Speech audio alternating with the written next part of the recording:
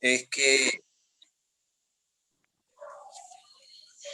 Sí, dale. eh, lo que queremos destacar en esta investigación es que una de las primeras cosas que consideramos pertinente o que consideramos mientras estuvimos desarrollando el proceso de discusión para la elaboración del proyecto era que la formación de la identidad nacional en todo momento fue una identidad homogénea, sí, de 1990, por poner una fecha. Y consideramos que esta estaba de alguna manera desactualizada, desarticulada con la realidad que vivimos hoy día, sobre todo porque estamos en una sociedad ampliamente globalizada. Eh, Hoy el nuevo orden internacional ha traído un nuevo replanteamiento a raíz de las nuevas tecnologías, las comunicaciones, movimientos migratorios, y de alguna manera eso está incidiendo en lo local. Eh, Creo que es importante señalar que el tema de la identidad y la globalización fue una temática muy discutida, sobre todo en la década para el año 2000, entre el 2000 y 2010, porque eso fue un periodo en que la globalización estuvo eh, de mayor apogeo, insertando de todas las naciones, ¿no? Habían pasado diversos procesos de diversas etapas de la misma. Entonces, lo que nos llevó a formularnos la pregunta, bueno, qué es lo que los jóvenes les hace sentir la identidad? ¿Cómo identifican ellos su identidad en torno qué los identifica a ellos como panameños? Tomando en cuenta como la relación está con la globalización. Entonces, consideramos una serie de preguntas que consideramos como preguntas guía.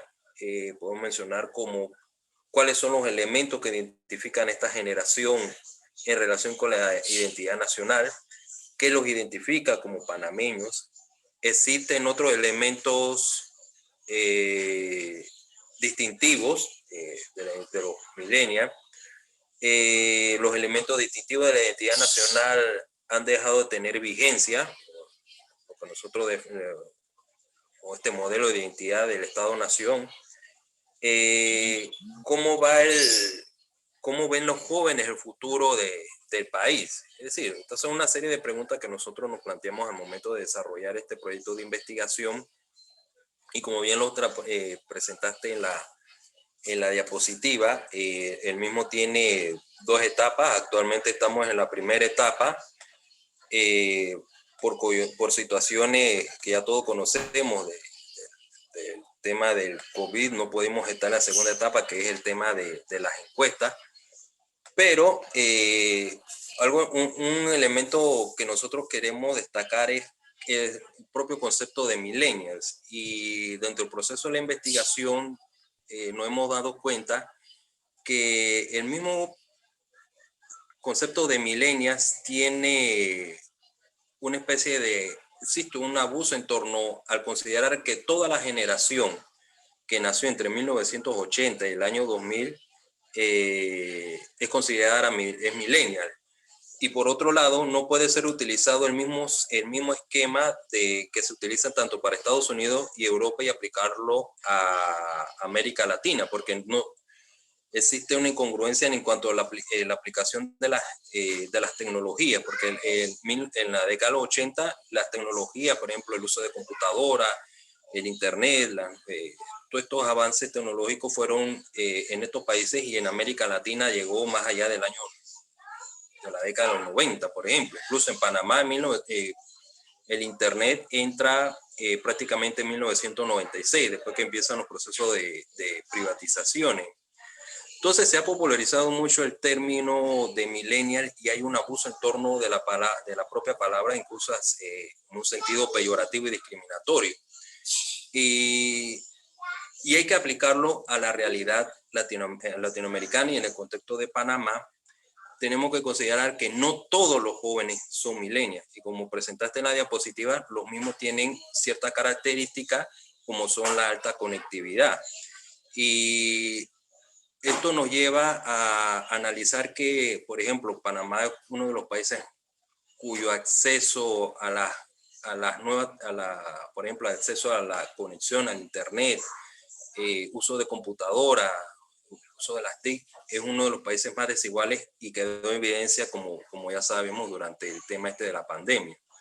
Entonces, estas son realidades que nosotros tenemos que tener en cuenta al momento de cuando hablamos de millennials. No todos los jóvenes o esta generación que nosotros ubicamos entre 1990 y el año 2008 puede ser considerada millennial. ¿Por qué tomamos este periodo de 1990-2008? Porque este periodo fue una época de grandes cambios en el orden internacional, el fin de la Guerra Fría, la caída del bloque soviético. En el orden nacional vino la invasión estadounidense, se impone el régimen democrático, inicia el proceso de privatizaciones, de la aplicación de las políticas neoliberales en Panamá, y ahí vemos que va naciendo una generación que está viviendo una coyuntura totalmente diferente, por ejemplo, a la generación nuestra. Nosotros vivimos somos una generación que nació al calor de las luchas generacionales, por ejemplo. Nacimos al calor de ver los derechos soberanos y derechos territoriales de Panamá sobre la zona del canal, y ese se convirtió en un discurso articulador de la sociedad panameña en su gran mayoría. No es que todos compartían el mismo sentimiento identitario, pero bueno, por algo se le llamó de discurso generacional que abarcó a la mayoría de los panameños. Y entonces, en esas discusiones, nosotros llegamos a establecer dos paradigmas que nosotros definimos como un paradigma nacionalista, y el otro un paradigma globalizador, en donde tratamos de hacer una distinción de que, bueno, esta nueva generación que nace al calor de las transformaciones de finales del siglo XX, bueno, ¿cuál es su sentido e identidad? Sobre todo cuando ellos han sido una generación altamente influenciada por temas como las nuevas tecnologías, en Internet, incluso se habla hoy día de una cultura global. Entonces, estos son muchos de los elementos que nosotros construimos en torno al proyecto. Igor, ¿qué se quiere? Bien, gracias, Víctor. Sí, miren, Víctor ha dicho bastantes cosas que me traen a la mente. Por ejemplo, ¿qué es lo que nos identifica hoy día como panameños? Una escritora mexicana hacía referencia a que hoy día los jóvenes mexicanos se sentían más identificados, por ejemplo, cuando había un juego de fútbol, o más unidos que al escuchar el himno o algo por el estilo. ¿Qué es lo que hoy día nos identifica? Pero a los jóvenes sobre todo, porque vamos relacionados a los jóvenes, y incluso hemos tenido que reducir todavía, como explicó el profesor Ortiz, el objeto de estudio. No solamente son todos los jóvenes, sino cuáles jóvenes son los que tienen acceso al Internet y al Internet, y que han estado sobre todo más influenciados por la globalización. ¿Por qué sucede esto? Antes el Estado tenía bastante control a través de la escuela de la formación de la identidad nacional. No sé cómo cuando estábamos nosotros en secundaria, sobre todo se hablaba de la tradición hispana, y eso fue durante casi todo el siglo XX, lo que frente a la cultura que teníamos aquí en la zona del canal, justo aquí al lado, que era anglosajona, tenía otras culturas. Nosotros, los panameños, teníamos una tradición que buscamos, que es en la herencia de los españoles, sobre todo la del interior. El tamborito, hoy día, el típico exactamente, es lo que, uno de los puntos que ustedes no saben, que nos identifica, el sancocho, por ejemplo, identifica a los panameños. Es algo que ha ido cambiando después, al punto de que hoy día no solamente la tradición hispana es la que nos identifica como panameños. Por ejemplo, la cultura Congo fue declarada Patrimonio Cultural de la Humanidad por la UNESCO. Eso es bastante importante, ya que se está dando valor a uno de los grupos étnicos que forman parte de nuestra nación. La cultura cuna también se le da mucho valor, especialmente a nivel internacional por las molas que todos conocemos, los grupos noves, los afrocaribeños, que hacemos la diferenciación entre afrocaribeños y afrohispanos, que en realidad eso puede promover unas diferenciaciones que no están ayudando a una unidad de grupo. Pero bueno, eso es también lo que nos lleva al otro punto, lo que el profesor Ortiz dijo, que, por ejemplo, no todos los jóvenes son millennials. Los millennials son los que tienen acceso a la globalización, al Internet y a estos recursos. Y exactamente eso también, como hubo un cambio en el objeto de estudio, también representa un cambio en el dónde aplicar la segunda fase, que sería la encuesta. Como ustedes vieron, la primera fase era sobre todo ver las encuestas que había hecho la Contraloría o el Instituto Nacional de Encuestas y Censos.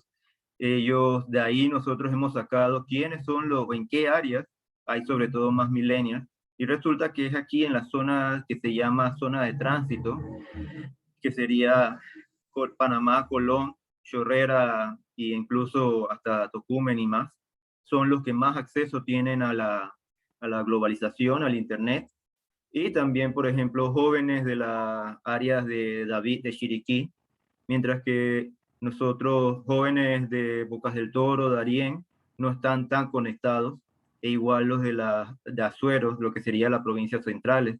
O sea que ahí habría que hacer exactamente de acuerdo a lo que sucedió, habría que ver, de acuerdo a los resultados de cómo se distribuyen los jóvenes y sobre todo los millennials, hay que hacer también la proporción en cuanto a las encuestas. ¿Está bien? Eso, por ejemplo, ha ido un cambio. Exactamente, vamos a hacer encuestas en las provincias occidentales, que sería Bocas del Toro, Chiriquí, parte de Nove Buglé, la comarca Nove Buglé. La otra sección iba a ser las provincias centrales, que sería Coclé y la península de Azuero, Chitré, Herrera y Los Santos. Lo otro iba a ser aquí, Panamá Centro, que es lo que dije de la zona de tránsito. Y el otro iba a ser el área oriental, que es Darién y la comarca Cunayala. Sin embargo, los resultados de la encuesta nos ha hecho tener que ver cómo se va a hacer en qué porcentaje, la proporción van a ser, ¿no? Eso por el área de país.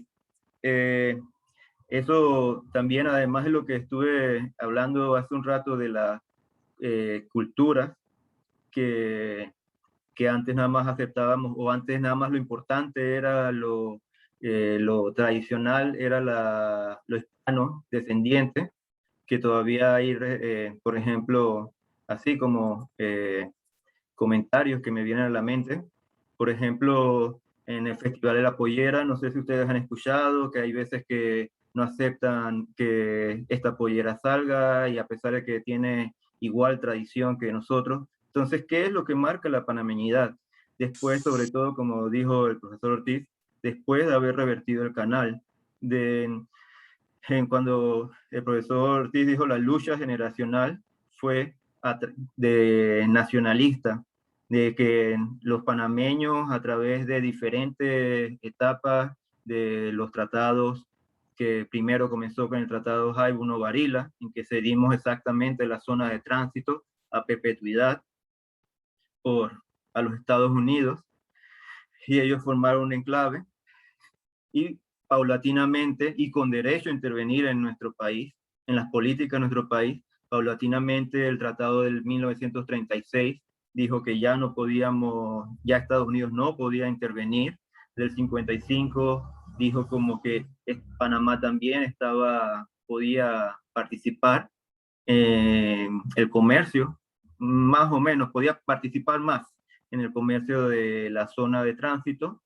Y finalmente el tratado de 1977, el Torrijos-Carter, que es cuando el Estado lleva a cabo la reversión, la recuperación, tomando en cuenta todas esas luchas generacionales que antes habían sido los estudiantes que eran exactamente 18 o 25 años, que ya eran adultos para la década del 70, fueron los que colaboraron con el gobierno para la reversión del canal y de la zona del canal. Ya en el 79, no sé, yo era bastante niño, pero la zona Messi, recuerdo que la zona del canal había dejado de existir, los tribunales de justicia eran de Estados Unidos, ellos tuvieron que estar, eso es una imagen que tengo de cómo se iba subiendo la bandera en el Cerro Ancón. Muchos dicen que para qué tener una bandera tan costosa en el Cerro Ancón, pero eso marcó para las generaciones de nosotros algo importante. Si han escuchado la poesía de Al Cerro Ancón, de Amelia Denis de Casa, ella llora que antes ella podía entrar al Cerro Ancón y caminar por ahí y ya no podía, exactamente porque el tratado de 1903 había obstruido ese paso a los panameños. Sin embargo, ahora la bandera tiene una representación, por ejemplo, para los de mi generación. No sé, para ustedes que están más jóvenes, si le han transmitido ese sentido, porque incluso tengo que decir, no todos los de mi generación saben que por qué está la bandera ahí colocada, y muchos también exactamente dirían que no le hayan el sentido, pero sin embargo tiene un sentido, un valor muy importante que tiene que ser transmitido, ¿no? Eso por unos lados, ¿no? Exactamente, cuando regresa al canal, ¿en qué queda la identidad panameña, ¿no? Todo el siglo XX había sido recuperar el canal o la zona del canal de los Estados Unidos. Ok, ahora ya recuperamos esa zona totalmente en 1999, pero estamos unidos como panameños.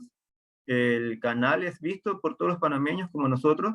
Ya no podemos decir, porque los estadounidenses o los soneitas nos tienen divididos. ¿Qué es lo que entonces qué está afectando la unidad panameña de identidad? Eso es una de las cosas que nos movió a hacer esta investigación.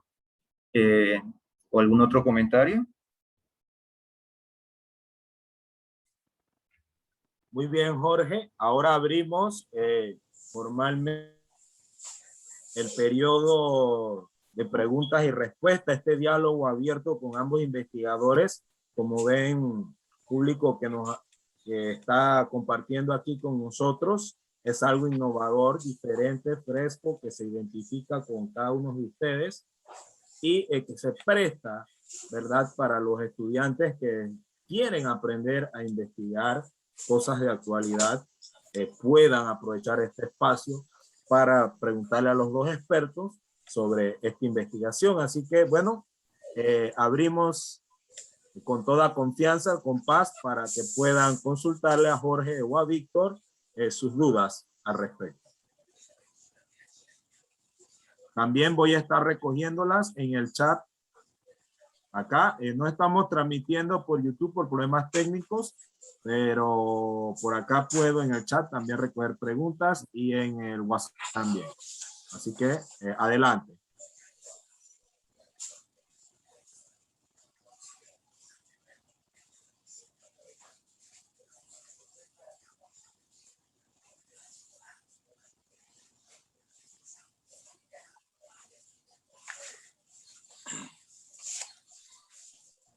Muy buenas tardes. Una preguntita con respecto a ese sentido de panameñidad. Por ejemplo, la música. Estamos acostumbrados últimamente a escuchar, por ejemplo, el típico, que el típico es nuestra música, pero en general ya ha cambiado mucho de aquella música pues, del principio. Entonces, y ha habido mucha influencia pues de muchos lados y estamos ya, como usted dice, divididos en lugar de estar unidos desde un punto tan sencillo como es la música. Estamos totalmente divididos, hay mucha influencia, muchas costumbres que no son nuestras. Por ejemplo, estamos trayendo el Halloween, cosas que ya hasta celebramos 4 de julio, celebramos San Patrick's Day, celebramos tantas cosas que no son de nosotros. Y poco a poco le estamos metiendo como si fueran nuestras. No sé qué valoración usted le tiene a eso.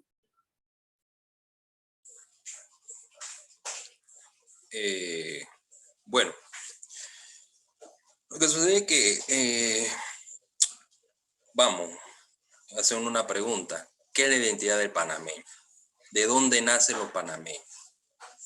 ¿Cuándo nacen los panameños? Lo que sucede es que y para entender eso, hay que entender un concepto como es, ¿qué es la nación? ¿Okay? Ambos conceptos están relacionados. La nación existen diversas teorías que tratan de explicar lo que es la nación, por ejemplo. Hay 2 teorías que están ampliamente arraigadas dentro de lo que son los estudiosos de la teoría de la nación. Están lo que se denominan los perennialistas, que son aquellos que consideran que la nación está a través de los tiempos, de los años, que es una corriente que fue muy fundamentada sobre todo en Europa, Alemania, Francia. Ellos consideraban que su nación estaba construida a través del tiempo y para la construcción de esa nación había elementos culturales que hacían que la población se construyera una identidad homogénea. Obviamente, por nuestras relaciones con Europa, esas corrientes fue uno de los fundamentos de lo que fueron las naciones en América Latina. Entonces, vamos a ver, se están construyendo las naciones y evidentemente al construirse en la nación se tiene que construir el individuo que, bueno, ¿qué es lo que representa al nacional? Tenemos el caso de Argentina, que es el gaucho, es el representante de lo que es la identidad del argentino, que es aquel que se va a enfrentar a aquella ola migratoria que estaba afectando la cohesión nacional, la nación en Argentina. Entonces, cada nación fue buscando dentro de sí a ver qué era lo más representativo de su identidad, quién era ese ser que representaba más a la identidad nacional. Evidentemente, nosotros nacemos en 1903 como una nación, producto de lo que sucedió en Estados Unidos, Colombia y Panamá, y empezamos a construir lo que iba a ser Panamá. En ese proceso se buscó, bueno, ¿qué es lo que más identifica al panameño? ¿De dónde nace el verdadero panameño frente a una realidad que Panamá, como indicamos en un momento, lo que nosotros llamamos zona de tránsito, lo que es Panamá-Colón, es altamente influenciada por este tema de zona de paso y la identidad transitista, los migrantes que vinieron a trabajar durante la construcción del canal, el ferrocarril, pero bueno. Entonces nace la figura de El Orejano, de un libro que publicó Belisario Porra, que habla sobre diversas características de lo que es el panameño. Entonces, de ahí comienza a nacer el concepto de que, bueno, lo panameño es lo que viene de la campiña, de lo que viene del campo, su música, porque recordemos que ese es el heredero de la raza hispana. Recuerden que en el siglo XX se hablaba de raza.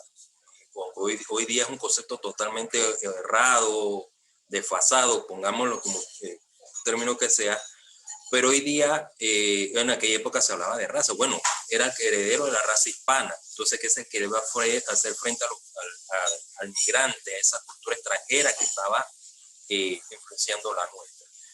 Entonces, evidentemente que de ahí proviene la música que nosotros llamamos como típica, como un elemento distintivo de la nacionalidad panameña. Pero bueno, frente a eso, no podemos negar que existen otros intercambios culturales con otros ritmos y otras cuestiones, pero aquí yo creo que uno de los problemas que nosotros queremos ver al final del proyecto es que, como mencioné hace un momento, qué es lo que hace que los jóvenes, la generación post-invasión, o la generación, bueno, pusimos millennial, pero por ponerles una fecha, qué es lo que los identifica como panameños.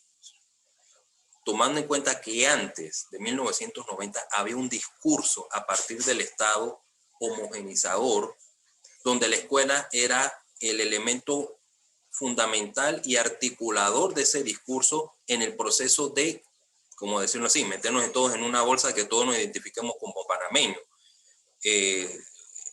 Aparte de saber los elementos de los símbolos patrios, la música, la poesía, es decir, la escuela se encargaba de la construcción de esa identidad nacional y fundamentalmente materias como historia y geografía eran las que nos transmitían ese concepto de identidad de los panameños.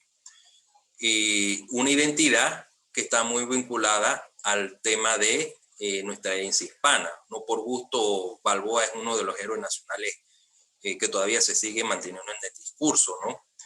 Pero hoy día, frente a nuevas realidades, nuevas teorías, nuevas influencias, por ejemplo, dentro de los cambios ocurridos a finales del siglo XX, podemos ver el tema del el posmodernismo, cómo nos ha influenciado de tal manera, eso es algo que no hemos visto todavía, que ha cambiado la forma de pensar de muchas personas, de los jóvenes, en torno a la identidad.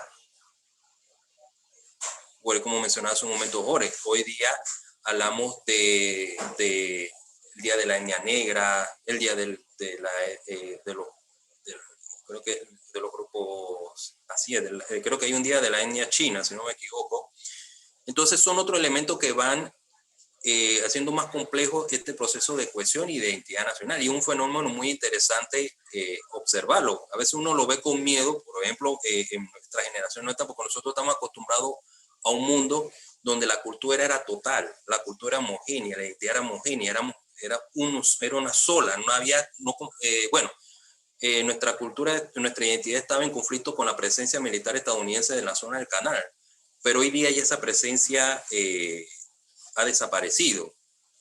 Y entonces, bueno, ¿cuáles son los referentes? Y es por eso que nosotros estamos dentro de este marco de esta investigación. Buscar esa respuesta. ¿Qué es lo que los hace sentir a ustedes, los jóvenes, como panameños? Teniendo en cuenta que para que sentirse panameño debe haber no solamente un discurso articulador identitario, homogéneo, sino que debe haber un proyecto nacional que articule a toda la sociedad panameña y que permita entonces decir, bueno, ese proyecto nacional en la que todos estamos imbuidos, así como ocurrió durante la época de la lucha generacional, había un proyecto nacional de recuperar la zona del Canal. Bueno, hoy concluyó ese proyecto. Bueno, ¿qué tenemos en mano? O es simplemente cada 4 años cuando vamos a ver un partido de fútbol es que nos sentimos más panameños. Estamos articulados alrededor del fútbol o hay otros elementos distintivos de la nación panameña.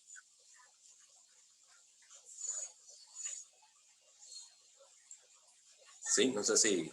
Sí, yo me podría agregar que la identidad es una, como Víctor, profesor Ortiz maneja bastante esto, es una imaginario, ¿no? Que lo que él acaba de decir, que va cambiando, se presenta en diferentes épocas. Exactamente esa identidad, ese imaginario que nos une, ¿qué es ahora hoy día? Tú preguntaste sobre la música, ¿no? Algo que también el profesor Ortiz dijo al comienzo, o cuando estaba dando la primera, él habló de los paradigmas que existen, que forman nuestra identidad todavía hoy día, que han estado presentes desde siempre, el paradigma nacionalista y el paradigma globalizador, que en el caso de Panamá, por la ruta exactamente, por la zona de tránsito, ya fuera la ruta del camino de cruces en el tiempo de los españoles, el ferrocarril o el canal hoy día, el aeropuerto todavía también, que lo ha añadido. Son cosas que marcan sobre todo a Panamá que no solamente es una nación, solamente una región X, sino también que es una región conectada, globalizada, en diferentes maneras. Llámese, por ejemplo, antes queríamos ser, no queríamos estar tan unidos, éramos colombianos, pero no tan unidos, queríamos ser autonomistas, por eso la guerra civil, la guerra de los 1000 días, entre liberales y conservadores. Luego se volvió una lucha generacional por nuestra soberanía, que exactamente, no sé si ustedes han visto, éramos parte de una globalización. El canal era una ruta de las principales, todavía hoy día, es una de las rutas principales en el comercio, en la globalización, pero los panameños no la dominaban, no la tenían, al contrario de hoy día. Entonces, lo que sucede es, ¿cómo es? A una acción hay una reacción, y no solamente en Panamá, ante vernos, no vernos satisfechos con esa globalización, porque se quedaba solamente en la zona del canal, los panameños fueron a una paradigma nacionalista.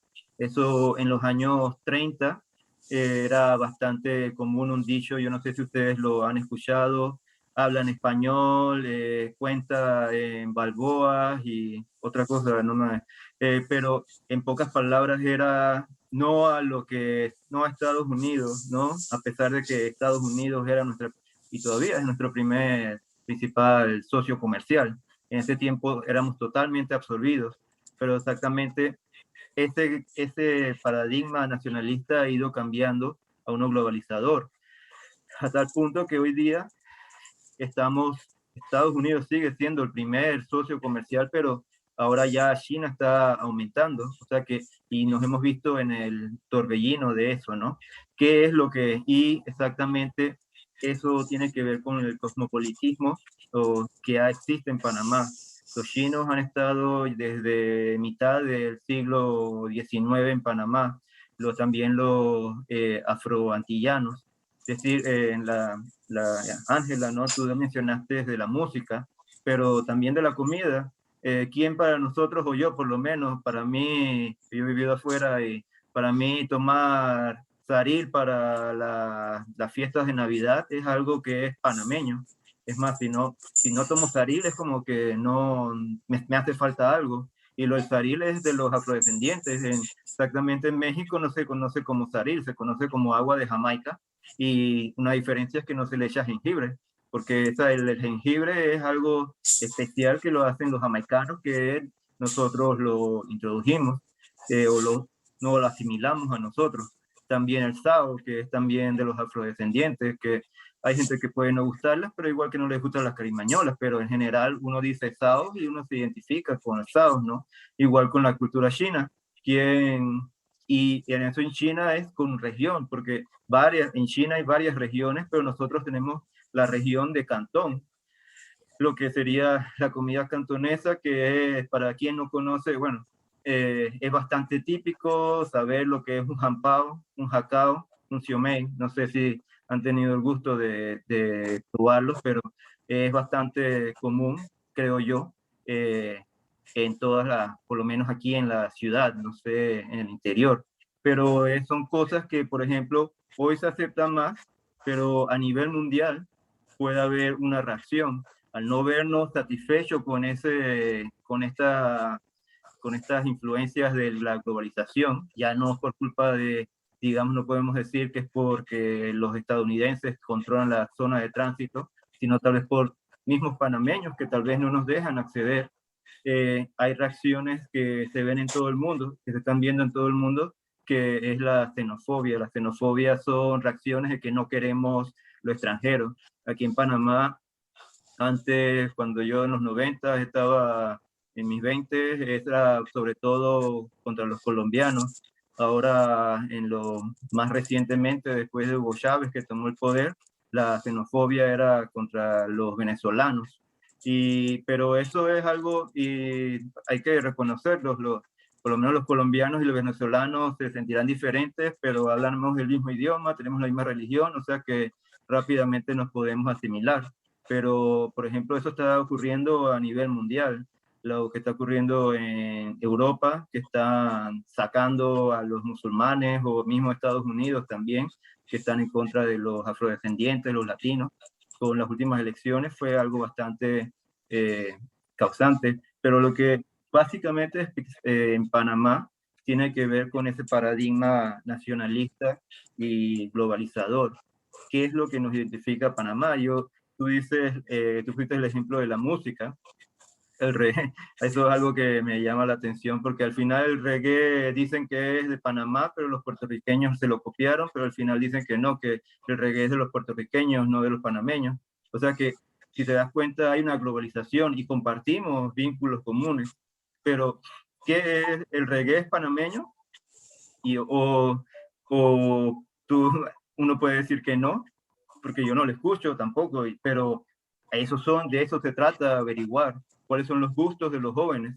De repente puede que haciendo las encuestas encontremos que tanta cantidad de jóvenes se identifican que el reggae es panameño. Eso no son cosas así que podemos preguntar, ¿no? O tal comida o tal cuestión. Es lo que es buscar qué sienten los jóvenes, que es lo que nos hace panameños, lo que nos identifica. Y hay que tener también presente algo importante. Hemos mencionado los afrodescendientes, los indígenas, los grupos chinos. Uno puede tener varias identidades. El que una persona cuna sea cuna no contradice que sea panameño. Puede ser cuna y puede ser panameño. Igual una persona puede ser cristiana, musulmana y panameño. O sea que hay que saber, ¿no? Una identidad, uno puede tener no solamente una sola identidad y no nos pueden forzar a eso. De eso trata también los derechos humanos. Uno tiene derecho a tener su propia identidad. Y ahí está también otro de las luchas de paradigmas, exactamente. El globalizador o el de derechos humanos, que es más abierto, que uno puede tener más paradigmas, más identidades que el de, por ejemplo, que ha existido y que puede que esté volviendo, como dice un rato, con la xenofobia. Eso ocurrió sobre todo en el régimen de los fascistas. No sé si han escuchado de los nazis con los Hitler, que ellos decían los alemanes tenemos que ser fulos y ojos azules. Y eso no es cierto. Los alemanes para ser alemán no tenemos que ser solamente ojos azules y rubios. Igual los panameños, para los panameños no todos los panameños tienen que ser, por ejemplo, descendientes hispanos. Podemos ser varios panameños y tener algo en común. Eso es algo que nos debe unir. No sé, si se aclara tu cuestionamiento o tu pregunta. No, sí. Es que, por ejemplo, como también muchos jóvenes o muchos panameños, pues, nos sentimos identificados por la forma de hablar. Que mucha gente, por lo menos cuando uno va afuera, cuando uno escucha el cantadito o esa forma, pues, de nosotros de hablar, tú una vez dices, ¿tú eres pana? Sí, yo soy panameño. O sea, ya uno como que se identifica por esa manera de hablar. Aunque no todos hablemos de la misma manera, pero es como, no sé, es algo como que uno se identifica y uno hasta que se alegra cuando uno ve a otra persona afuera y uno escucha ese cantadito, uno dice, este es panameño. Sí. Eso no me da, no sé si es algo que nada. Mi acento, siempre me dicen que yo no tengo acento de panameño y con mi apellido menos todavía, así que yo soy panameño, para que sepan, ¿no? He vivido, mi familia es panameña desde hace rato. Pero sí, pero un comentario que te iba a decir, los panameños, y exactamente está la región. Una vez, cuando uno va a Cartagena, si uno va a Cartagena, hablamos con el mismo acento casi, no hay casi diferencia entre el acento de ellos. Y creo que la comida también es igual. Lo único que los diferencia cuando yo estuve ahí es que la tortilla, en vez de ser amarilla, es una tortilla blanca. Todo lo demás era igualito. Y que le llaman, en vez de tortilla, le llaman otra cosa. Pero es algo que también puede haber regiones, puede haber que identificadas. Por eso que también dicen que nuestra identidad latinoamericana, que puede no ser tan amplia, puede ser tal vez nuestra identidad caribeña, que exactamente lo que tú dijiste, la música, la comida que acabo de mencionar entre Cartagena y nosotros, pero también algo que me hace un poquito de tu comentario de los acentos, es algo que, por ejemplo, todos somos panameños, pero mi sobrino estudió en Cuba y habían panameños de diferentes lugares, estaban, y en Cuba le decían o los cubanos o los otros le decían que Panamá parecía un país grande, que obviamente no lo somos, ellos sabían que no somos, pero qué extraño, a ellos les extrañaba que mi sobrino, que es de la ciudad, tenía un cantadito, el de Colón tenía otro cantadito, el de Chiriquí tenía otro cantadito, y entonces ellos decían, los cubanos sí tenemos un solo cantadito, mientras que nosotros cada uno tenía diferentes cantaditos. Y eso es así, y exactamente eso refuerza todavía más tu comentario. Podemos tener diferentes cantaditos, pero al final afuera nos identificamos, pero adentro también sabemos que somos diferentes, que hay como una contradicción, pero no es una contradicción. Eso es lo que es identidad, ¿no? Y también es las políticas del Estado que quieren decir solamente puede haber una identidad, una sola cultura, o podemos ser multiculturales. Eso es una de las cosas que se está planteando en las constituciones. La mayoría de los países latinoamericanos han dicho que aceptado en la constitución, que es lo más importante del país, como ley o como principio, es la multiculturalidad. Hoy día Panamá todavía no lo ha hecho, a pesar de que ha hecho decretos, pero todavía no ha aceptado la multiculturalidad.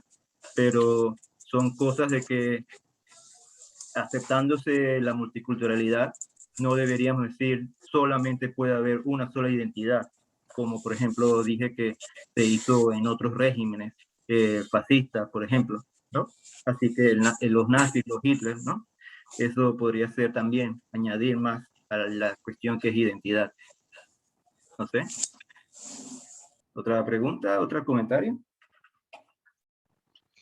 Muy buenas noches. Sí, para ya sea el doctor Jorge o el Magister Víctor, es con respecto al tema sobre los millennials exactamente.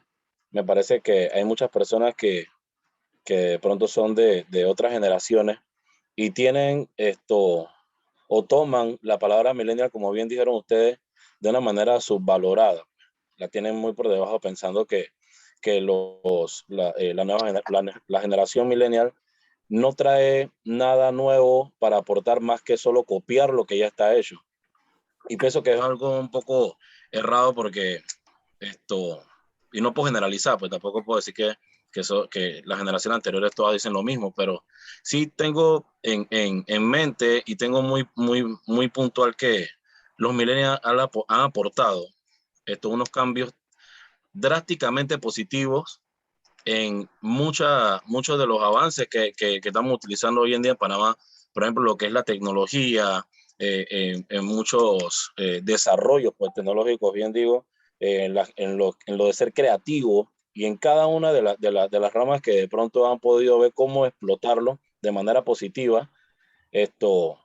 Principalmente y en estos tiempos, hablando en la actualidad, los millennials son los que se han encargado de eso, tomando como bases lo que ya las generaciones anteriores han hecho, pues. Han hecho hasta el punto en que ha venido entonces ya reconocido relevo generacional. Y de esa manera, es como pienso yo que esto ha sido el aporte de los millennials hacia lo que es las partes positivas, por lo positivo que se puede rescatar de cada una de las generaciones, pienso yo que eso es lo que puedo en este momento rescatar de eso. Y bueno, y que lastimosamente también hoy en día vemos un muchacho de 10 años, 9, y muchos decimos los millennials, todavía le decimos diciendo así pensando que como quien dice la nueva generación, los más pequeños, los que entre comillas no saben nada, sin saber que nosotros vamos a terminar aprendiendo de ellos y tendremos en algún momento que actualizarnos para poder estar a la par de lo que en su era ellos ya habrán hecho. Es mi aporte, mi pensamiento. Pienso que la subestimación de la generación millennial está bien marcada cuando deberíamos tratar de ir todo un poco más a la par por los aportes que cada uno en su generación ha hecho. Sí. Muchas gracias. Gracias, Carlos Iván. Sí, es cierto lo que estás diciendo. Todas las generaciones tienen su valor. Millennials originalmente no era un término peyorativo, pero incluso los mismos jóvenes hoy día lo ven como peyorativo, o los que pertenecen a esa edad, a ese rango, que como dijimos los autores eran autores estadounidenses y decían que era de 1980 al 2000. Eso no, ellos tienen características que fueron traspasando la tecnología, fueron pasando de una tecnología, digamos, más a una tecnología, no diríamos, ha habido diferentes revoluciones, ¿no? La revolución industrial fue en el siglo XIX, ahora hay una revolución tecnológica y que todavía va a seguir.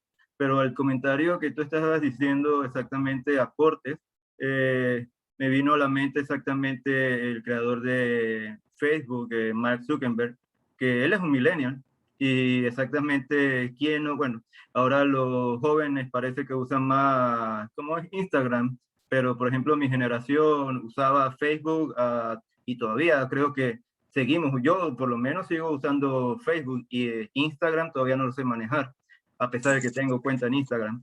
Sí, bueno, pues tú no eres millennial, déjate Yo, de eso. no, pero es que yo lo que estoy diciendo, estoy corroborando lo que dice Carlos Iván, de que sí, ciertamente yo he aprendido a hacer utilizar cosas que inventaron los millennials, ¿no? Para mí. Y sí, cuando se hizo Facebook, yo no me acuerdo, pero hubo una película, no sé si sabían, si la vieron, eso de que exactamente lo que les dije, que cuando yo estaba, no era millennial, definitivamente, para ser amigos en esos tiempos uno tenía que hacer amigos ¿cómo se llama? De cartas, y supuestamente el juego era de que yo te escribía a un desconocido, pero yo te daba los 10 últimos nombres de las personas que me habían escrito, y entonces yo le escribía a las nuevas 10 personas y así íbamos, ¿no? Era un juego que cuando era adolescente y peintón. Hoy día ya no, ese juego obviamente no se juega. Con Facebook y Instagram tú puedes hacerte amigos de gente rápidamente de todo el mundo, y hasta ver su perfil, su foto y todo, ¿no? O sea que son cosas que yo mismo utilizo, que no lo inventó un millennial, no lo inventó mi generación, lo inventó una persona de la generación millennial, que también obviamente es bastante inteligente o sabe bastante computadoras. Pero a lo que tú decías, millennials, sí, esa fue un término así como baby boomers, era de millennials era otro, y los otros que exactamente porque llegan al 2000, ¿no? Que es cuando acaba el cambio. Pero hoy día a la nueva generación también se le llama centennial, como centenario, no sé, son términos que van moviéndose, ¿no?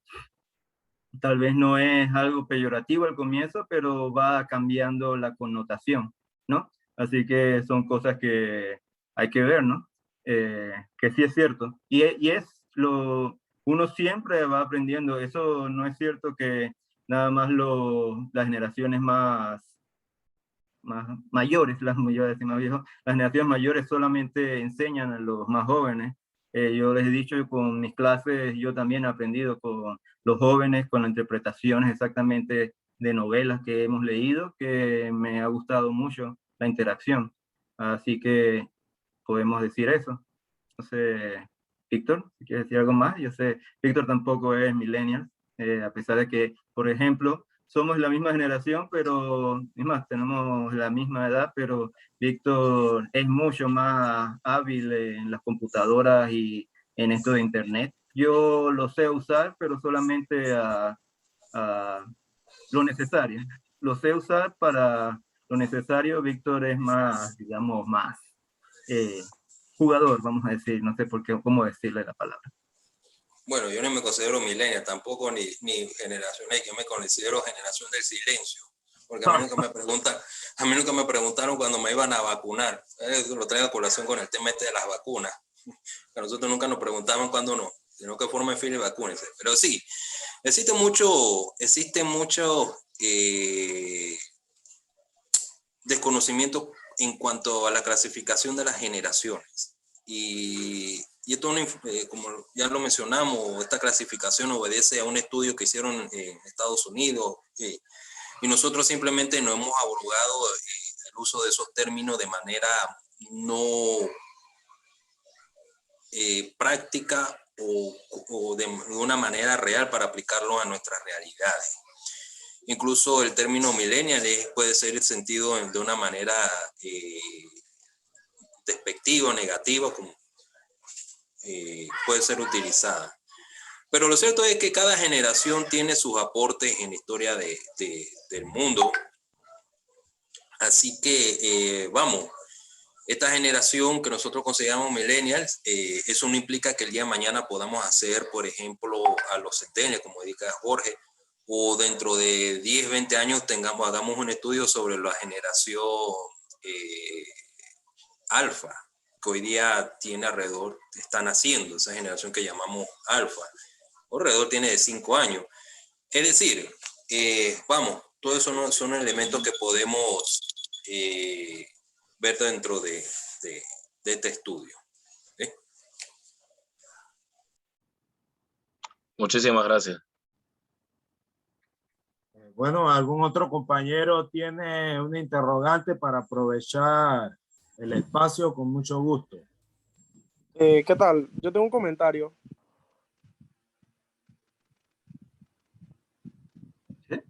Sí, Bienvenido, okay. Mario. Escuchamos. Sí. Bueno, la verdad, muy interesante y muy importante el tema que están planteando. Creo que esa es la primera pregunta que todos deberíamos hacernos, pues, tanto como panameños, pues. ¿Qué nos identifica a nosotros como panameños? Pues? Yo quiero dar un ejemplo de, bueno, yo me gradué en el Instituto Nacional, entonces recuerdo de cuando yo entré a primer año ahí, o sea, conocí el tema del 9 de enero y eso, pues. Entonces ya uno tenía la mentalidad de que pues, literalmente no viví eso, pues, pero iba como a, ¿cómo se puede decir? Como que estaba participando de esa historia del colegio, pues. Entonces yo me pongo a ver que en la actualidad, pues, los jóvenes no le dan como tanta importancia a su historia, pues, porque obviamente tenemos muchas cosas que contar. Entonces, me caracteriza mucho la frase de que el que no conoce su historia está ¿cómo se dice? Condenado a repetirla, pues. Así que yo pienso que si no conoces tu historia primeramente, no puedes sentirse como que un buen panameño, pues, porque pienso que de ahí parte de ahí debe como partir ese tema, pues. Así que no sé, porque obviamente también, créame que nos vamos a encuestas a hacer en la calle o algo así, y muchas personas no conocen ni qué pasó el 7 de diciembre, qué pasó en 1999, qué nos dieron, cosas como esa. Así que yo pienso que por ahí como que debe empezar a tocar ese tema. También que recuerdo que cuando estaba como en cuarto o quinto año, no recuerdo el año, 2013 o 2014, el gobierno quería quitar lo que era la materia de relaciones entre Panamá con los Estados Unidos. Entonces, nosotros como estudiantes sentimos como esa impotencia, pues, de por qué querer arrancarnos esa, como la historia de nosotros, pues, nuestra propia historia, pues. Y entonces eso como que también, o sea, como que no lo entiendo, pues, quitarnos como esa parte que nos caracteriza a nosotros como panameños, pues las luchas, como usted dice, las luchas nacionales, y eso, pues, así que ese sería como mi aporte. Bien, voy a decir, señalar algo. Recuerden que la historia y la memoria de un país está definida por los que llevan el control, vamos a decir, político, el control del gobierno. Tengo colegas que difieren con ese planteamiento, ¿no? Y cuando hablamos de historia nacional, vamos, ¿cuáles son los héroes? ¿Cuáles son los hechos? ¿Cuáles son los acontecimientos que están insertos dentro de lo que es esa historia nacional? Porque en su momento esa historia nacional tiene una función dentro de la visión de país de los estados. Obviamente que, por ejemplo, Historia de Relaciones de Panamá y Estados Unidos tiene una función dentro de la historia, dentro de nuestra historia, en relación al problema ganadero que estamos enfrentando. Pero hoy día estamos viendo que la sociedad está inmersa desde 1990 en un modelo llamado neoliberal, donde obviamente la historia, no solamente aquí en Panamá, sino un elemento que se ve en otras naciones. Podemos dialogar con cualquier colega de otro país y vamos a enfrentar la misma situación de que prácticamente las carreras de humanidad y sobre todo la historia poco a poco han ido menguando dentro de los pensum académicos.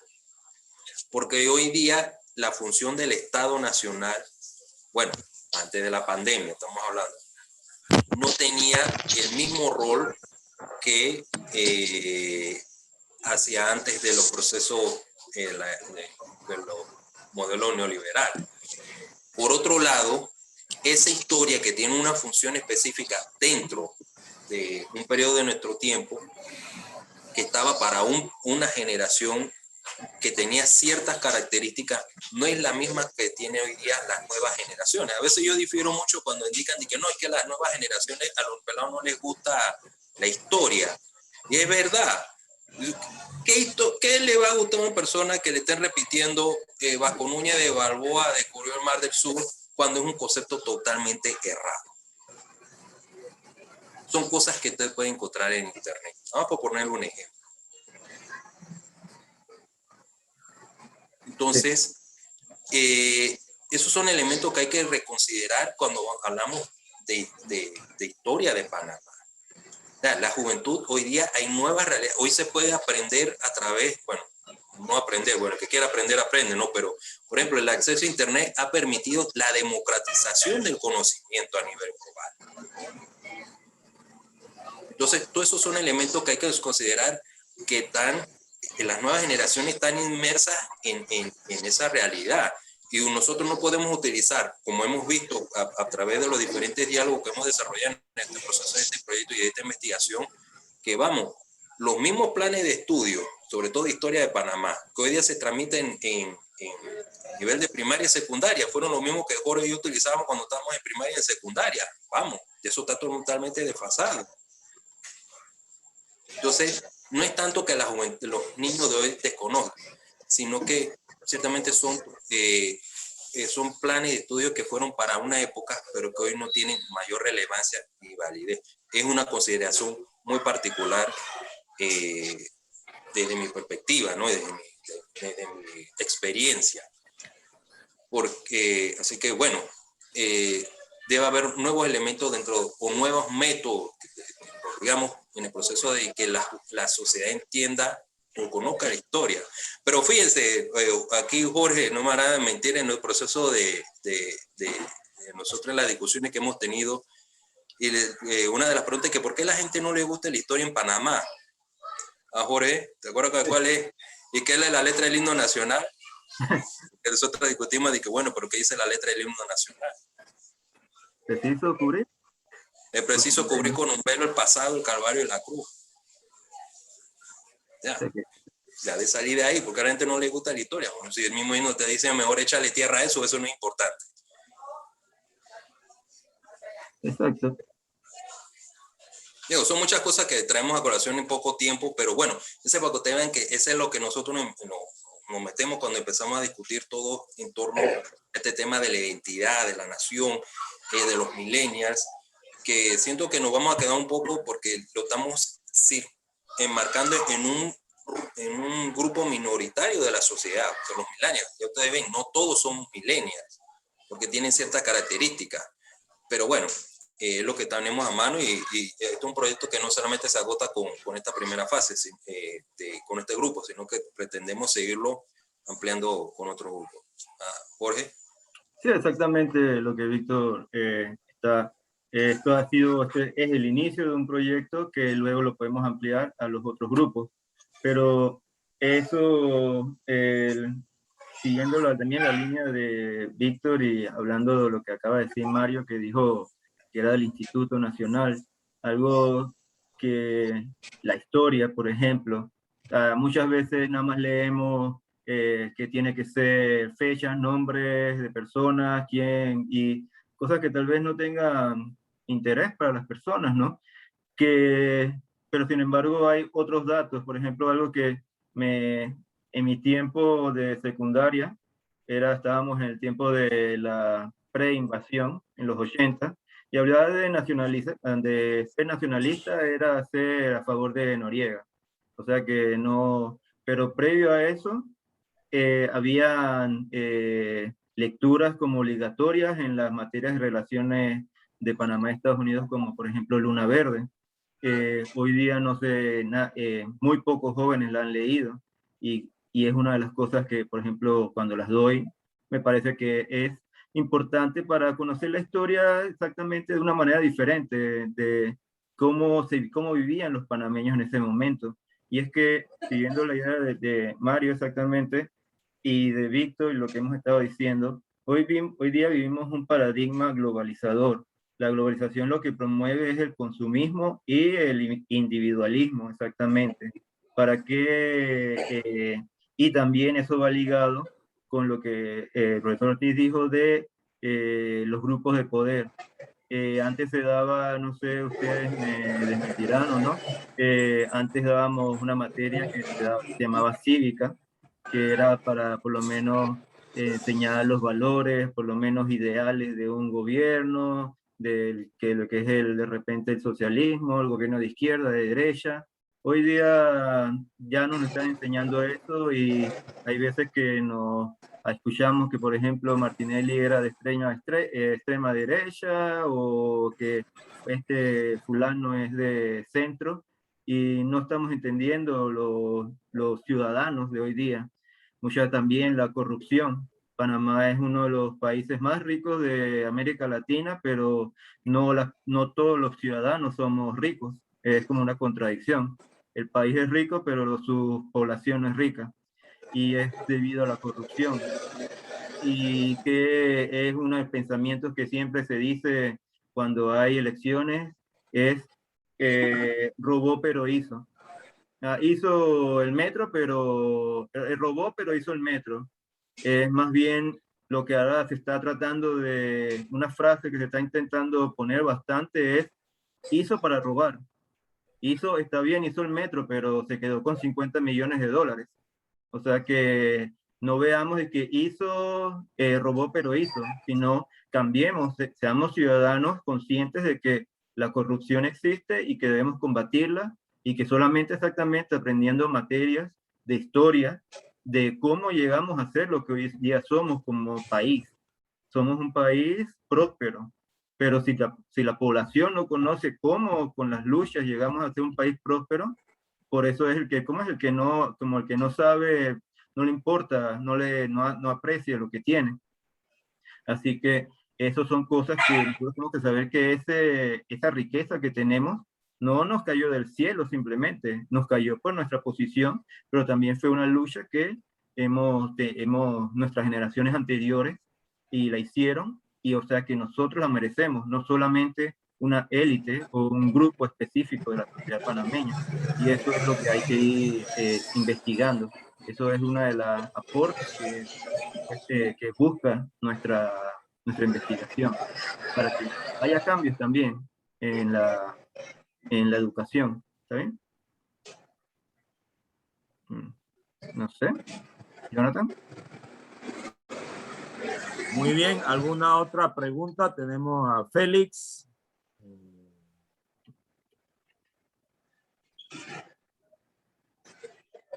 Tenemos unos estudiantes aquí de método, Víctor y Jorge, Alexander, Walter. No sé si tienen alguna pregunta, Eladia, sobre el aspecto metodológico de la investigación de los compañeros. Con mucho gusto responderán. David Gómez, te escuchamos.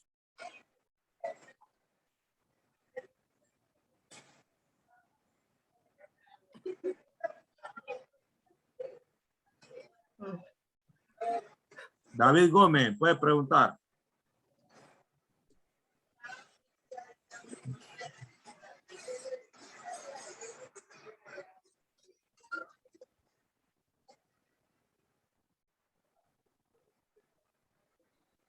Ajá, no puede abrir el micrófono, escríbala por que la escriba.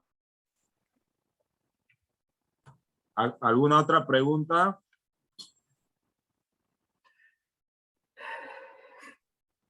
Profe, buenas noches, Moisés Rodríguez. Yo tengo una inquietud. No agarré el inicio de la clase por cuestiones técnicas ahí, pero la pregunta mía es la siguiente. Si todos no son millennials, la parte esa que está sobrando, ¿en qué generación vendría entrando? Y la otra es, por ejemplo, usted habla de lo que construyeron nuestros antepasados. El compañero que fue del instituto, no sé, de repente sabrá la historia de que en el instituto ellos crearon el primer grupo estudiantil y fue reconocido a nivel, creo que Centroamérica. Y para ese tiempo, antes de lo que fue el 9 de enero, representó como una amenaza a los gringos, porque ellos fueron agarrando un auge tan grande por el fervor que ellos sentían. Entonces, la inquietud es, si el fervor ese se ha perdido por la tecnología, por la globalización, o porque los gobiernos en sí han estado cambiando lo que es la educación, han perdido lo que fue la semillita esa que pusieron nuestros antepasados, o es la globalización que ha tratado de que mejoren, pero en otros aspectos. No sé si me hago entender.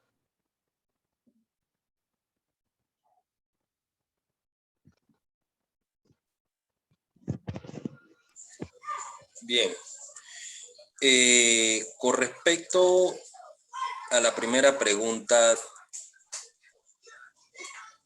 sobre los millennials, hace un momento, bueno, ya planteamos que los millennials son un grupo de la sociedad.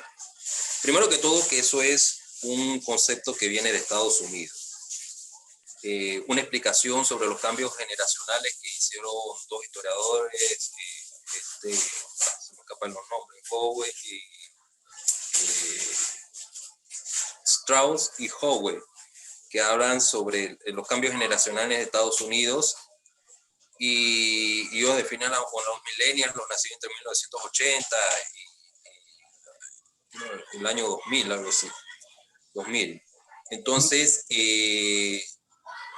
nosotros para este proyecto, buscando la teoría, porque lo que sucede es que cuando uno está haciendo investigación es necesario ubicar la teoría.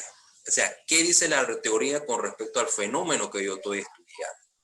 Y la teoría que nos explicaba el concepto millennials nos indicó de que los millennials son aquellas generaciones que nacieron entre 1980 y 84, por ponerte una fecha, y el año 2000, pero que tienen ciertas características: propenso a la conectividad, acceso a conectividad, acceso a las comunicaciones,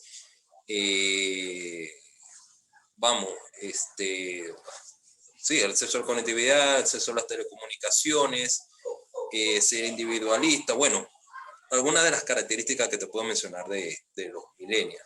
Entonces, viendo esa realidad, o sea, nosotros tuvimos que adaptar esa realidad al contexto panameño, y de ahí comprendimos que no todos los que nacieron entre 1990 y el año 2003, que es el periodo que nosotros consideramos que nacieron los millennials en Panamá, no todos todos nacieron en ese periodo entran en esa generación, porque incluso el propio concepto millennial representa una identidad dentro de un grupo generacional, de ese grupo.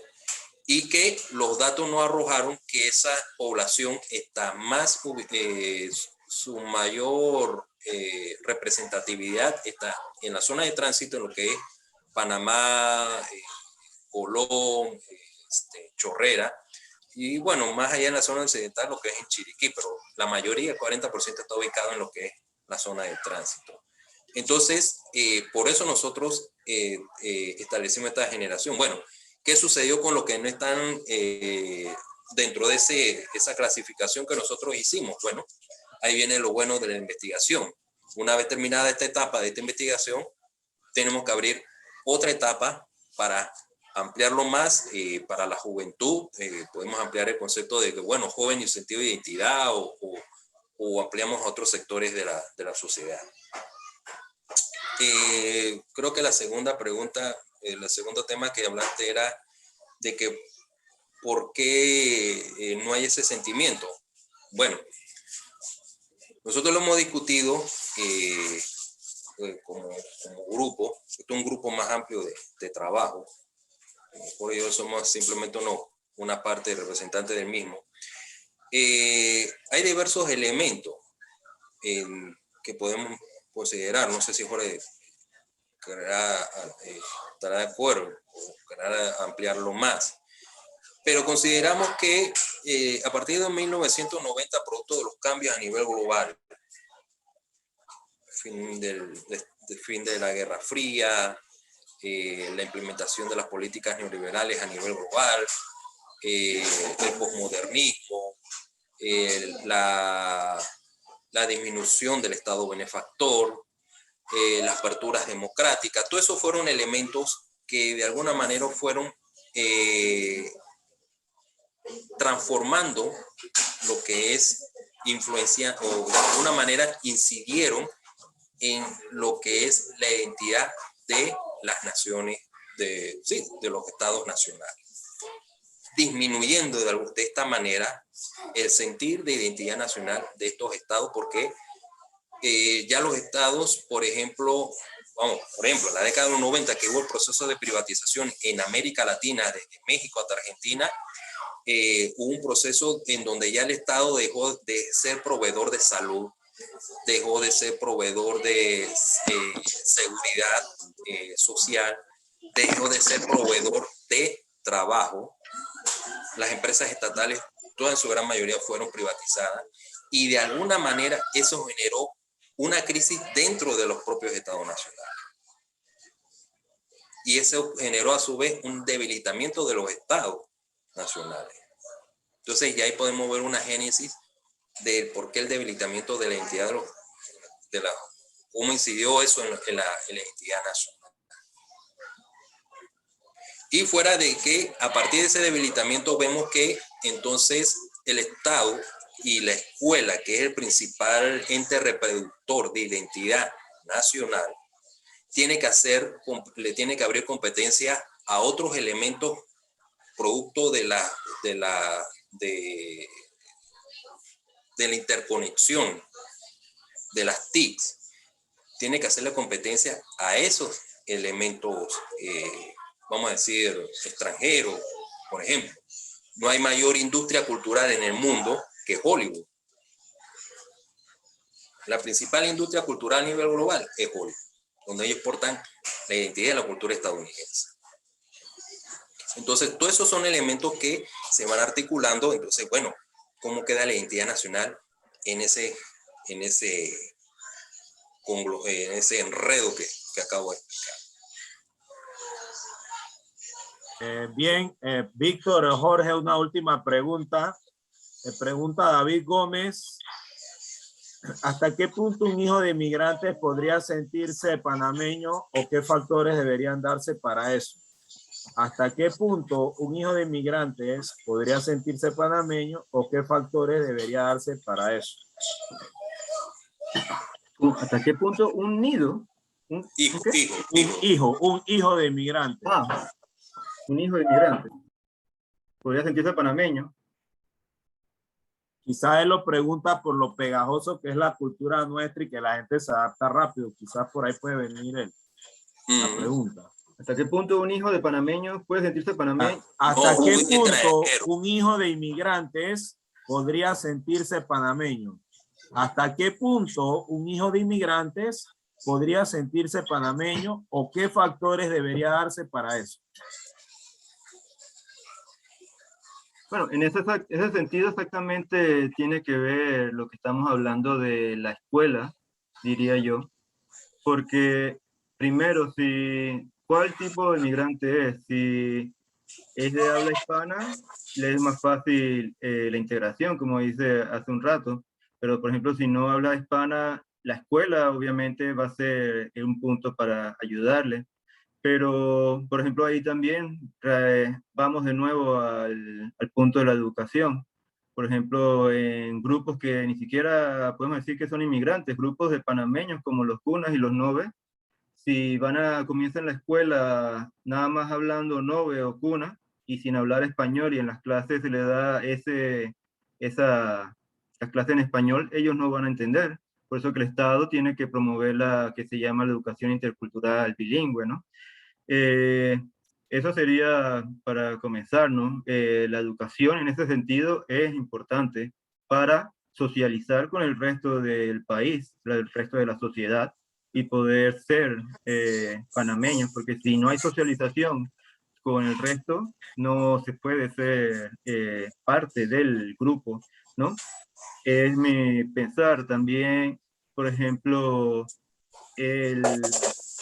hay grupos también que son menos drásticos, digámoslo así, y en el sentido de que pueden ampliar sus horizontes, ¿no?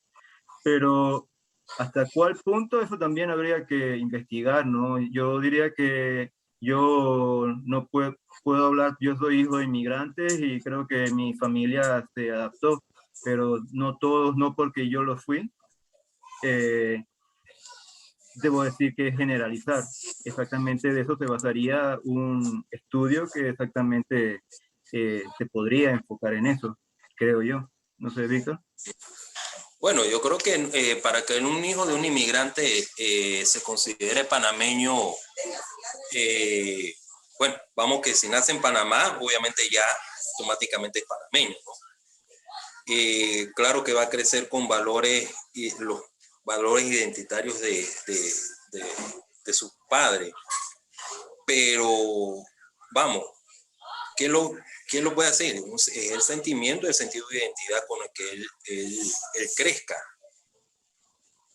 Eso es lo que lo va a hacer el panameño. Aparte de nacer aquí, tener una cédula como panameño, es el sentido hacia dónde él, sus sentimientos, cuando vamos a abrir un sentimiento identitario, hacia dónde lo va a él volcar, si al Panamá o a su herencia de sus padres. Pero nada impide que pueda sentirse panameño un hijo de inmigrante. Vamos, 1903. Nosotros como historiadores sabemos cuántos extranjeros participaron en la construcción de este país en 1903. Así que como dice, es un sentimiento, podemos decirlo.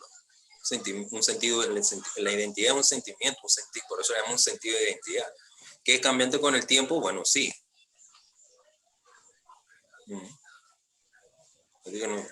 Bueno, bien, ¿alguna pregunta por ahí de alguien? Ya vamos a culminar y cerrar la sesión. No sé si a alguien se le quedó algo por allí. Aquí en el cajón de comentarios no veo nada. Ajá, hay otra última pregunta. Sí, profe. Bueno, al comienzo de la exposición nos comentaron de que hicieron el estudio desde la invasión hasta ahora, obviamente. ¿Usted cree que esos jóvenes o niños que vivieron esos hechos, obviamente no se le dio como ¿cómo se puede decir? Como el tratamiento debido, porque obviamente murieron muchos familiares, todos los que vivieron, pues, obviamente. ¿Usted cree que sea prácticamente lo mismo que se está viviendo en estos momentos, pues con los niños o jóvenes que están, con los niños o los bebés que crecen, que nacieron de 2017 a 2021, que no se le está dando también el debido como tratamiento, pues porque, o sea, mi mamá es maestra, entonces uno se pone a ver, y de maternal casualmente, cómo los niños actúan en las clases, pues obviamente son niños que no han socializado y esas cosas, pues. Entonces yo quisiera saber si esos hechos ocasionaron de que la juventud de la invasión tuviera un cambio como radical en lo que es la actualidad. Pues no sé si me explico, si entiende mi pregunta. Sí, sí, prometo que sí. Bueno, desde mi perspectiva, puedo señalar que a esa generación que nació, bueno, primero que todo, eso que es un corte que nosotros hicimos considerando algunos elementos para estudiar esta generación. El estudio de generación es un método de estudio en historia y hay acontecimientos que consideramos que hay acontecimientos que marcan una generación y la van determinando en función de esos hechos. Entonces nosotros partimos que en Panamá hubo un cambio generacional a partir de la invasión estadounidense, una generación que entre 5 años en adelante. Y evidentemente que esa generación que nació al calor de la guerra, de la bala, de la invasión, no se le hizo ningún tipo de tratamiento. Ninguno. No se le hizo ningún estudio psicológico, sociológico, han pasado 5, 6, 7 gobiernos, bueno, ya es tarde, ¿no?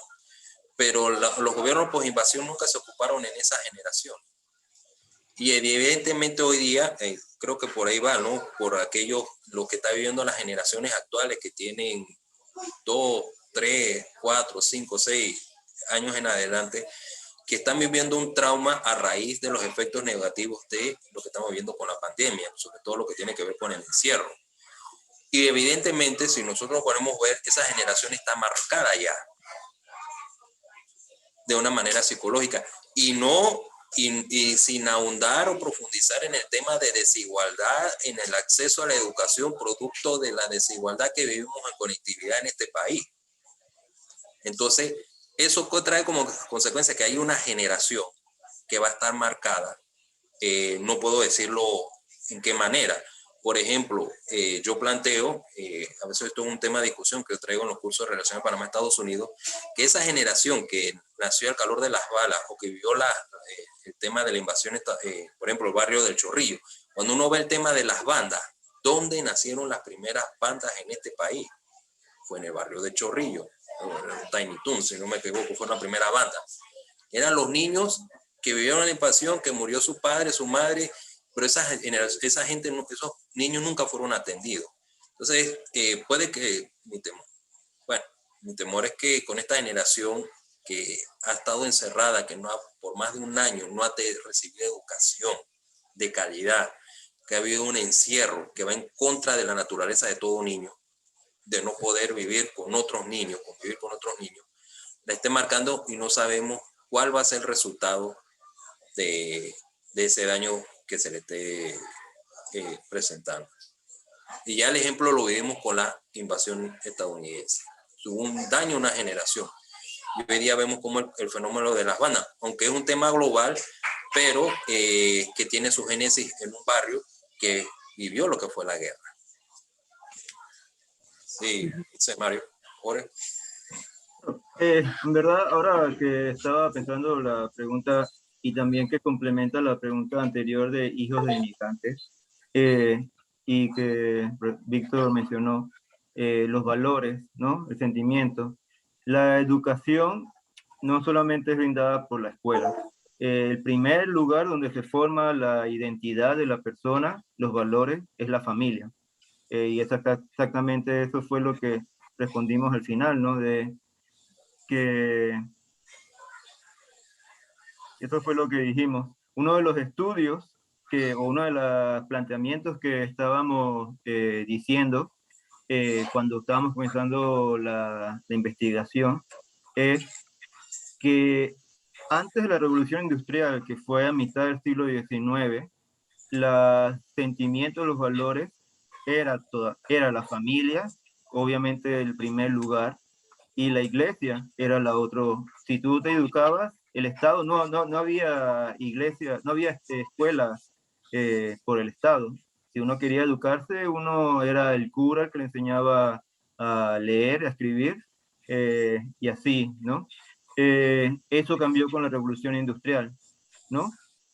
Ahora, hoy estamos viendo que la educación en la escuela está siendo menos fuerte, ¿no? Que eso todos estamos, o por las preguntas y las respuestas que ustedes han hecho, eso ustedes están de acuerdo. La educación no está planteando la panameñidad como debería ser en el mundo actual. Tal vez está en la sociedad actual, perdón, tal vez está acoplada a una sociedad antes de la reversión, antes de la invasión, y entonces por eso es que tampoco se están sintiendo los jóvenes identificados. Pero también es entonces, ¿qué es? Y así como pasó de la iglesia a la escuela, puede que todavía esté en la escuela, pero mal, pero puede que haya otro elemento que exista, y por eso es que Víctor mencionó, por ejemplo, Hollywood. Es a través ¿cómo se llama? De la televisión, de las películas, exactamente con un compañero de la oficina, no, él no está aquí. Él estaba mencionando de cómo los jóvenes, cómo se estaba transmitiendo la historia, por ejemplo, de Victoriano Lorenzo y de otra persona a través de la televisión, ¿no? Desde que Panama Race, ¿no? No sé si ustedes lo están viendo, pero eso tal vez no te está dando un elemento total de lo que es de repente es un elemento que sirve, pero no es el total que debe servir, ¿no? Un juego al final de cuentas, ¿no? Panama Race. Y sí, también debería tener tal vez más influencia por personas que son de historia, de cultura, y así, ¿no? Pero no se desvalida ese elemento, pero tal vez tiene que reforzarse con otros datos, ¿ok? O sea que son esas cosas ¿qué es lo que estamos buscando? ¿Cuál es el nuevo elemento? Tal vez todavía la escuela, si nos damos cuenta, todavía la escuela es un punto importante, pero ya no, las escuelas, las mejores no son exactamente controladas por el Estado. En una era globalizada, las mejores escuelas, los mejores hospitales son privados. Lastimosamente es la realidad que estamos viviendo, ¿no?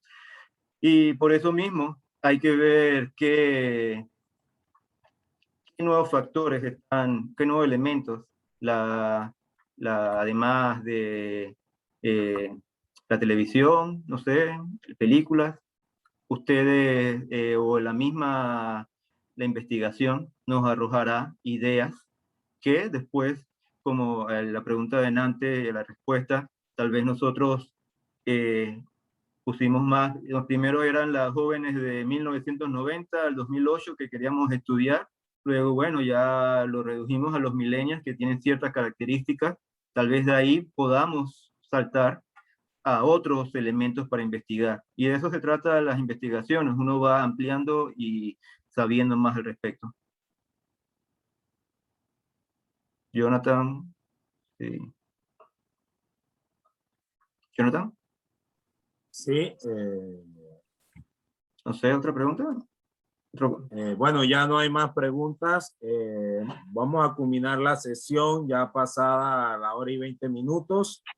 Agradecemos a los expositores. Perdón, no había puesto la cámara. Bien, gracias Jorge, gracias Víctor por su participación.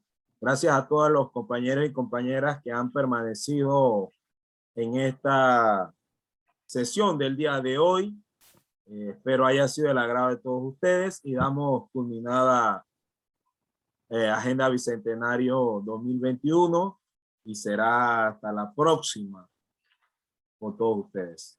Saludos, gracias a los expositores, muy interesante el tema de los millennials. Bueno, hay mucha tela de cortar ahí, muy interesante. Yo soy millennial, creo, ¿verdad, Jorge? Nací en el 82.